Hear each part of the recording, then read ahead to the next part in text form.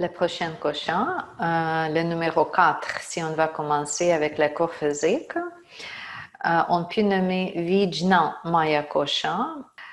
C'est le côté de nous qui est associé avec la réflexion et notre intelligence. La partie de notre corps mental qui est associée plus avec l'intelligence objective, pas trop attachée aux émotions, la logique, le raisonnement, vraiment la réflexion de tout, les conclusions, la croyance et la partie des guidances mentales.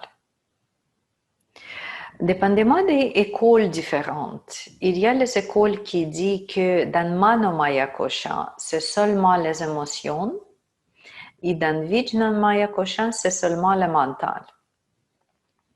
On peut penser comme ça parce que c'est plus facile. Tu veux, si tu veux diviser l'émotion séparément, mental séparément, c'est possible. Mais pour moi, c'est plus les qualités de mental qu'on parle ici.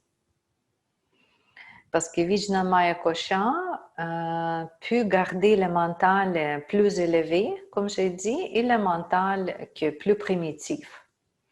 Le mental a simplement la pensée avec les effets différents.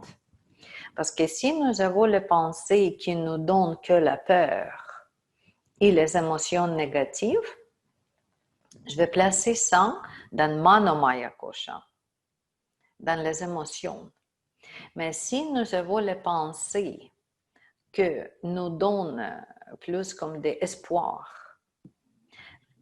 quand on utilise les pensées pour connecter avec les guides, avec les anges, ou pour faire réciter les mantras ou les prières, ça c'est un autre type de pensée, n'est-ce pas? C'est encore pensée, c'est encore activité mentale, mais le résultat de ces mentales est différent.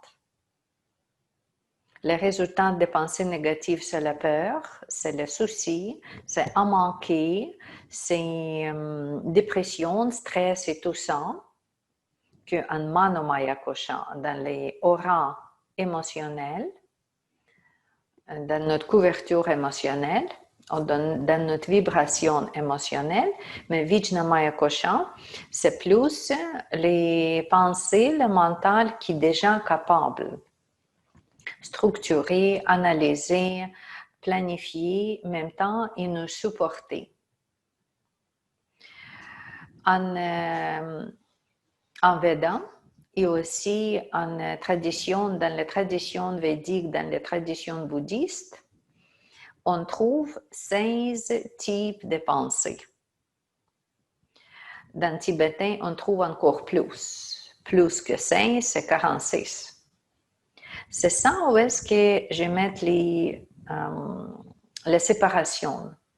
S'il y a la pensée que je dois manger parce que je suis faim, ok, ça c'est la pensée qui est très collée avec Ananda Maya Kosha, avec Anna Maya Kosha, avec le corps physique.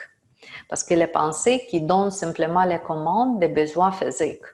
Ou si vous devez aller aux toilettes, ok, c'est la pensée, mais c'est plus les instincts associés avec ça. C'est un type de pensée. Si nous avons la pensée vient avec la réflexion, mais donne les résultats négatifs. La pensée des comparaisons, quand on fait les comparaisons, on toujours met le cliché. J'aime ça, je n'aime pas ça. Ça c'est bon, ça c'est pas bon. Ce n'est pas nécessairement la pensée positive pour nous. C'est la pensée qui peut créer encore la destruction. Jugement. Juger soi, juger quelqu'un, et oui, entrer dans cette pensée négative, destructive. Ça, c'est un autre type de pensée. Pensée positive, comme affirmation positive, visualisation positive, quand une image vient positive, ça c'est encore les pensées différentes. Où est-ce qu'il y a une image? Où est-ce qu'il y a la vision?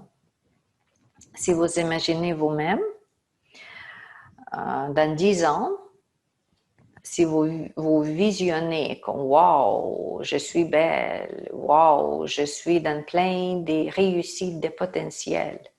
Comme les profs de yoga, je donne les cours. J'ai beaucoup d'élèves, c'est les femmes, c'est les hommes, c'est les enfants, avec qui je partage cette connaissance. J'aime ce travail-là. Ça me nourrit. Oui, il y a les émotions qui viennent après les pensées. D'habitude, toujours, il y a les émotions qui suivent les pensées. Plus souvent, 80%. Mais ici, c'est aussi les pensées qui peuvent créer le futur, qui peut ajouter, qui est le créatif. C'est pour ça qu'on dit les pensées créatives, la visualisation créative. Quand on pratique la méditation, quand on pratique le développement personnel, quand vous êtes avec le psychologue ou vous êtes un psychologue, si vous êtes hypnothérapeute, on travaille beaucoup pour allumer cette sorte de pensée positive et créative. Imagination, notre vision, c'est la grande partie qui nous sommes, qui n'est pas encore explorée pleinement, qui n'est pas encore développée par les sciences, par les coachs, par nous. On n'est pas encore quoi que si j'imagine quelque chose positif, voilà, plutôt plus tard, ça réalise. Et oui, nous avons ce potentiel. Parce que maintenant, on part de notre cochon, de notre énergie, de notre aura, mais notre aura, c'est toujours la partie des grands cosmos. C'est partie des grandes vibrations cosmiques, des grandes existences cosmiques. Simplement, si vous imaginez, si on vient à l'autre image, imaginez le petit des gouttes de l'eau, ok, qui tombent. Oh, ok, tombe dans une tasse ou les gouttes d'eau qui tombent dans une océan. Petites gouttes. Mais qu'est-ce que ces gouttes font? C'est la partie de l'océan et ça commence à donner les vagues, n'est-ce pas? Peut-être petites vagues, mais les vagues. Imaginez si cette goutte est colorée en bleu. Ok, les petites gouttes bleues tombent. Qu'est-ce qui se passe avec l'eau autour de bleu? De l'eau devient aussi bleue, n'est-ce pas? C'est distribué, c'est diffusé, c'est interlacé, c'est en conjonction, c'est en liaison notre énergie et l'énergie cosmique. Également notre énergie mentale. C'est pour ça, comme les gouttes d'eau colorées qui tombent, si j'ai la pensée dans ma tête, cette goutte de pensée tombe dans une sphère cosmique. Ça commence à changer l'énergie et l'existence autour de moi, comme la couleur bleue change la couleur de l'eau. Nous sommes tous connectés. Il n'y a pas de division. Ça, c'est moi, ça, c'est cosmos. Ça, c'est moi, ça, c'est futur, demain. Non, parce que j'ai déjà changé tout.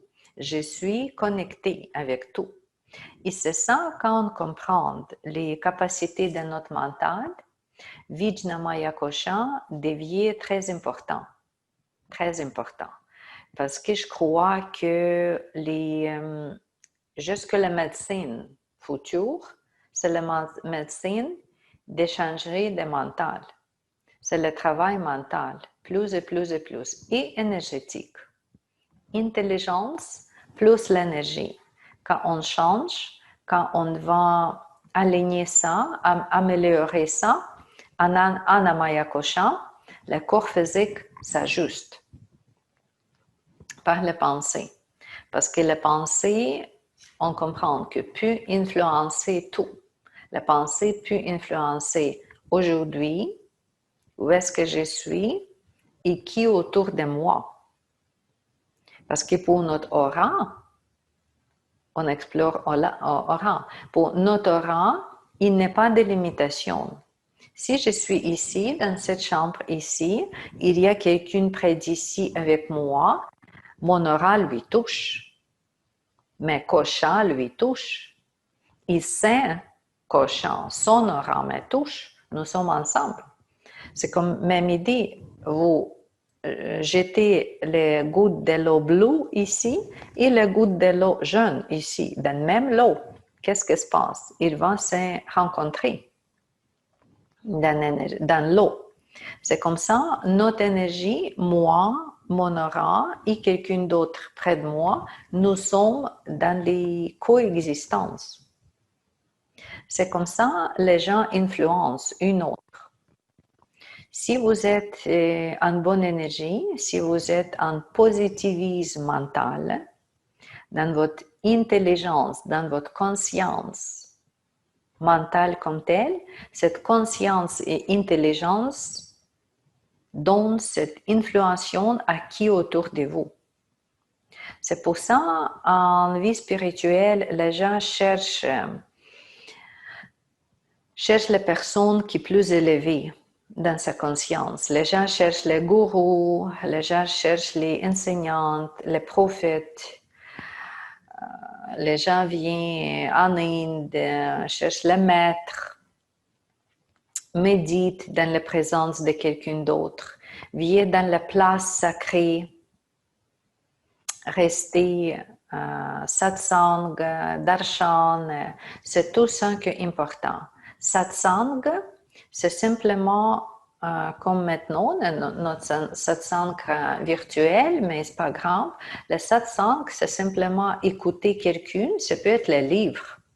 Écouter les livres qui donnent ou qui changent ou qui soulèvent notre conscience, qui donnent la perspective de conscience, qui expliquent c'est quoi la vérité.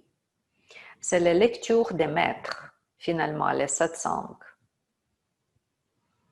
Quand tu apprends avec quelqu'un avec qui a déjà la conscience plus élevée, ok, avec cette énergie comme j'ai expliqué, comme les gouttes d'eau qui vient en contact, notre énergie vient en contact, moi et mon maître, et finalement, mon énergie change aussi. Ma conscience change aussi. C'est pas l'énergie ici, c'est plus la conscience ou intelligence cosmique change aussi. Pour le darshan, darshan c'est la même chose. Darshan, quand c'est le maître ou le gourou regarde. C'est le regard des gourous.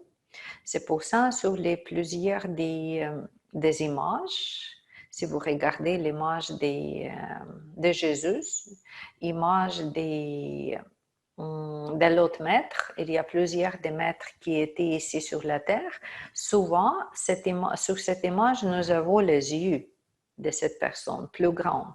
Parce que les yeux, c'est ça qu'on dit les fenêtres ou le miroir de conscience, par les yeux, par le regard.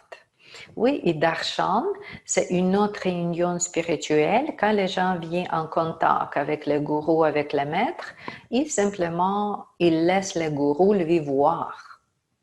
Ça aussi change le niveau de vibration, change tout, cette intelligence que simplement comme transporter en l'air. Pour nous, c'est en l'air.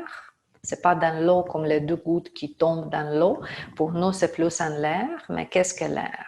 L'air, c'est akasha. C'est même contenant, c'est même espace qui nous donne les chances d'entrer en contact. Comme l'eau. Pour les poissons, la place d'existence, pour nous, c'est akasha.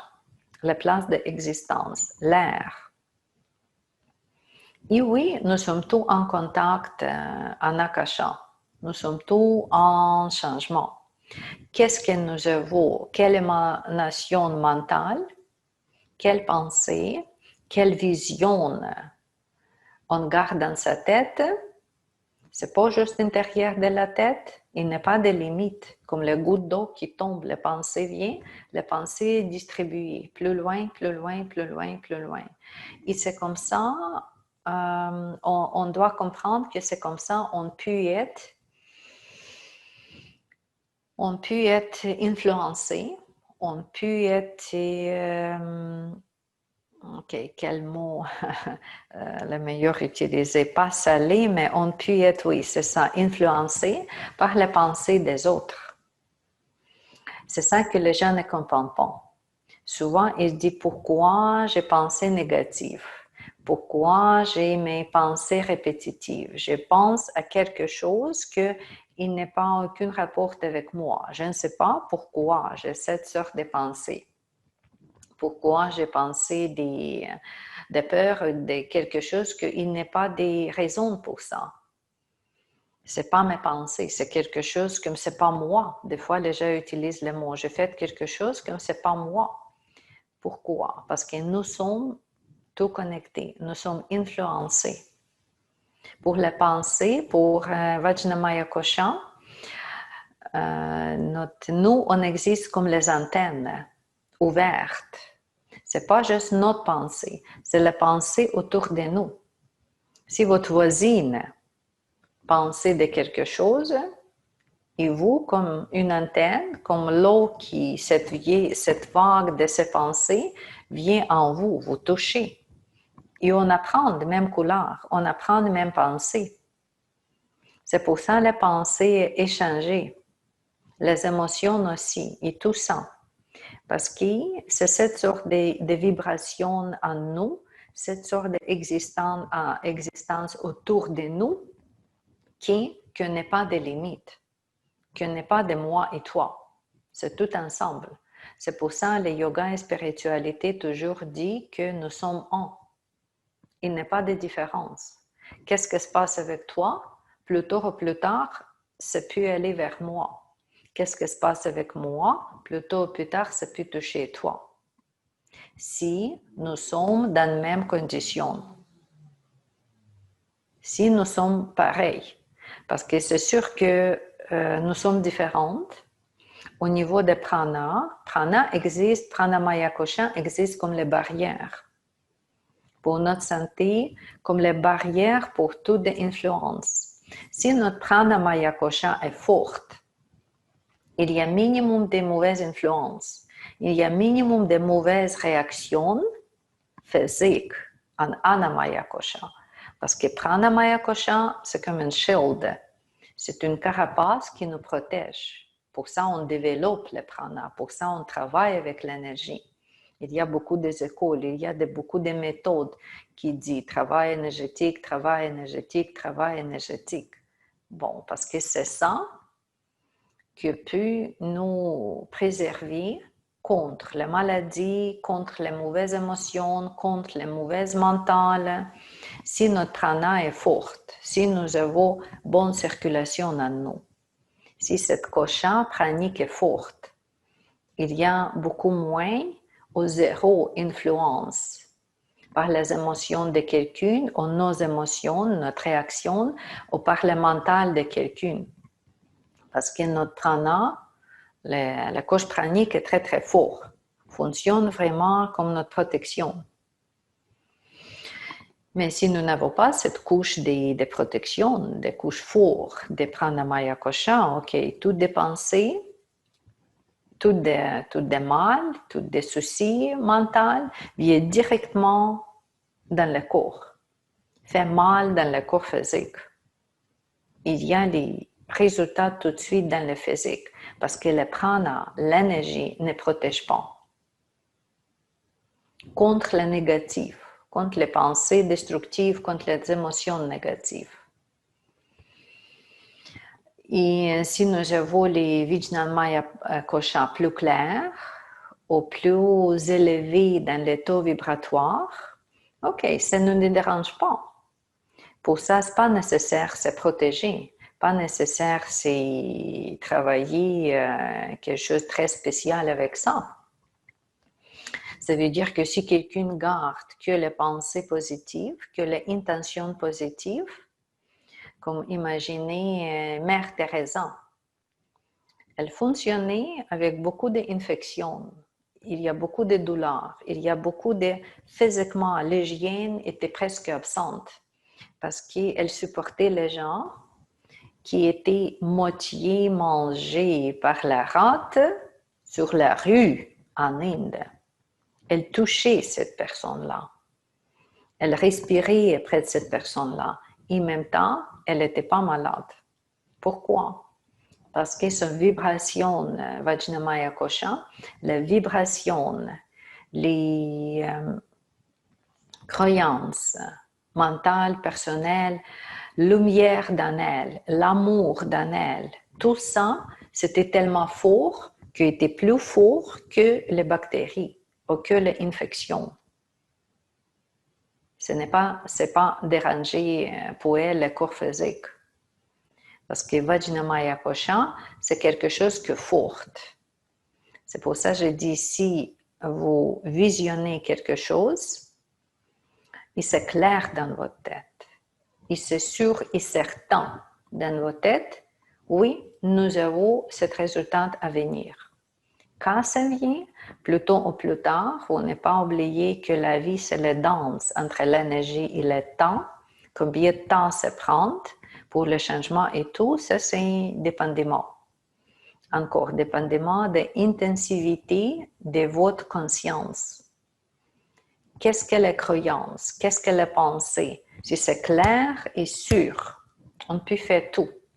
C'est pour ça, comme on dit, les Jésus guérit juste avec le regard ou juste avec le toucher. Parce que sa croyance, son mental, son intelligence cosmique était très évoluée, très développée, très forte. Et nous, quand on vient dans cette condition, nous sommes aussi comme ça. Le rôle de yoga et le rôle de prof de yoga dans ça. Quand les gens viennent prendre le cours de yoga, les gens pensent que le prof de yoga, c'est le gourou. Oui, et souvent c'est comme ça. Et oui, on va aller jusque d'être comme minimum 7 gourous pour le niveau où est-ce que nous sommes maintenant. C'est pas dire que comme le gourou, je dois terminer mon travail, fermer ma maison, oublier ma famille et tout. Je vais aller comme le gourou méditer dans les forêts, dans la montagne. Non, alors maintenant, c'est pas le temps pour ça. Plusieurs des prophètes et mon enseignant Sai Baba aussi dit que maintenant, ce n'est pas le temps d'un moine, c'est le temps quand nous sommes le moine intérieur à nous, on garde cette lumière et pureté, mais on vient vers le public.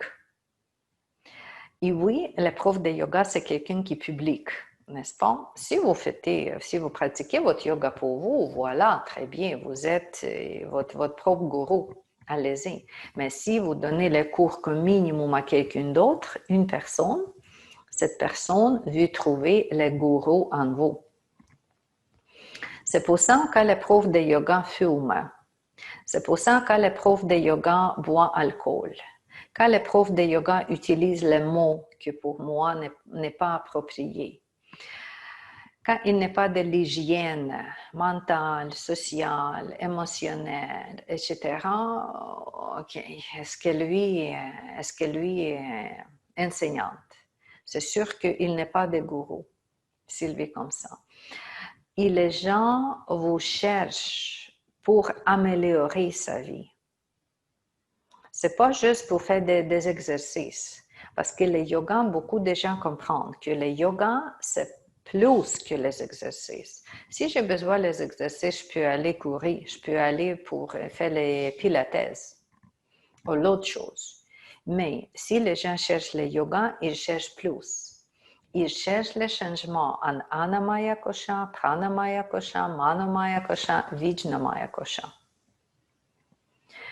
Et quand il vient dans la classe, et nous sommes là comme le prof de yoga, aussi il y a quelqu'un d'autre dans la classe. Vous comprenez que son énergie vient tout de suite, la pensée, la conscience vient tout de suite en mélanger. C'est pour ça, des fois, vous entrez dans une collective, vous entrez dans un bureau ou encore dans le studio de yoga. S'il y a quelqu'un méchante, tout le monde devient méchante, n'est-ce pas? Peut-être quelqu'un visuellement, mais peut-être quelqu'un juste intérieur. Ça nous dérange. Pourquoi? Parce qu'on reprend, par les vagues de conscience, on reprend cette condition. On vient dans la même condition. Nous avons même Vijnamaya Kosha à partager, Manomaya Kosha à partager. Et ça, c'est le rôle de nous, comme les organisatrices de classe. Si vous notez que quelqu'un dans votre classe aujourd'hui n'est pas positif, première chose, observez, notez, écoutez la tonalité de sa voix, les gestes, quelle phrase il dit, quelles sont des phrases positives, négatives. Est-ce qu'il parle à quelqu'un, à l'autre élève? Est-ce qu'il pose des questions? Est-ce que vous pensez comme ça? Ou il dit, regardez, c'est comme ça la vie méchante, ou quelque chose. S'il veut mettre plusieurs des gens dans les mêmes conditions, dans la même discussion ou quelque chose, ok, ça c'est déjà plus difficile pour nous à gérer. Parce que n'oubliez pas que si les gens nous cherchent, ils veulent s'échanger pour le meilleur, pas pour le plus pire. Et c'est notre rôle, créer cette atmosphère, créer cette condition que les gens en protection n'est pas bombardés par les émotions de quelqu'un négatif, par les pensées de quelqu'un négatif. Et idéalement, encore soulevé dans son état par la présence des profs ou peut-être quelqu'un encore qui donne bonne vibration qui dans les cours, dans les courses, dans la classe. Ça, c'est notre rôle. C'est pour ça, chaque fois que vous vous préparez à aller en public avec n'importe quelle présentation, ça peut être la présentation comme le prof de yoga, ça peut être l'autre présentation de l'huile essentielle, de nourriture, de cuisine, de quelque chose d'autre. N'oubliez pas qu'en général, qu'est-ce que les gens cherchent? Les gens cherchent plus de devenir plus contentes. Plus contente, plus positive, avec bon espoir. Qu'est-ce qu'on a besoin? On a besoin d'inspiration. Les gens cherchent inspiration. Ce qui m'inspire. Les gens ne cherchent pas tellement le cours de cuisine ou le cours de bouger les bras. Ils cherchent la prochaine étape. Quelque chose qui m'inspire. Cette personne-là, ou cette cours-là, ou cette place, qui m'inspire que je deviens mieux. Même moi plus, je me respecte plus, je suis mieux, cette personne-là. Et c'est ça aussi, qu'est-ce qu'on offre quand on offre des rencontres avec les gens, rencontres de yoga. C'est pas juste le partager, de respirer ensemble, le rythme ou les choses comme ça. C'est pas juste le partager les mouvements ensemble ou la connaissance théorique ensemble. C'est quoi les chakras, etc. Non, c'est beaucoup plus. C'est une inspiration que les gens cherchent. Et quand nous avons bonnes conditions dans notre Vijnamaya Kosha, par les pensées positives, visualisation positive, cherchez plus de textes qui vous inspirent, cherchez peut-être les rôles, les modèles qui vous inspirent, encore les gourous. Regardez littéralement en détail. Qu'est-ce qu'il fait? Les routines quotidiennes. Qu'est-ce qu'il porte? Qu'est-ce qu'il mange? Comment il parle? Qu'est-ce qui a inspiré lui pour cette place où est-ce que lui est maintenant? Et juste répéter. Après ça, vous améliorez votre vie parce que qu'est-ce qu'on cherche? Comme je l'ai dit, on cherche d'être contente. To be happy. C'est ça. Si nous, on peut changer sa vie, les gens, nos élèves, ressentent ça. Ils veulent faire comme nous. C'est pour ça qu'il y a les profs dans les classes qui toujours la salle pleine, et il y a les profs qui juste quelques personnes.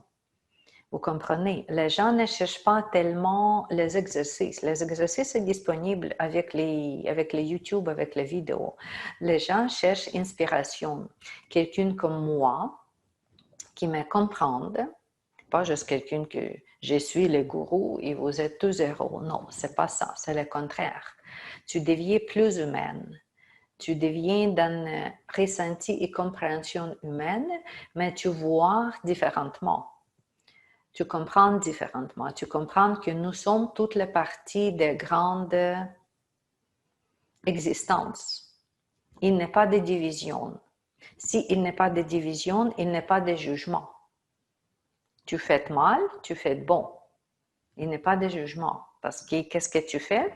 Finalement, ça va retourner à moi. Qu'est-ce que j'ai fait? Tu vas reprendre ça. Il n'est pas de jugement. S'il n'est pas de jugement, il n'est pas de culpabilité, il n'est pas de concurrence. Nous sommes juste égaux. Comme les animaux qui jouent ensemble sur le champ. Ils ne pensent pas qui est plus beau, qui est plus mal, etc. Les animaux juste jouent ensemble. C'est comme ça notre nature humaine, physique, quand on ne se bloque pas par les pensées négatives, par le jugement, culpabilité, compétition et tout ça. Et c'est là où est-ce que le yoga nous donne les chances de devenir équilibré physiquement, émotionnellement, mentalement et finalement spirituellement. 5 cochons en réunion. C'est ça que le yoga. Yoga, c'est la réunion.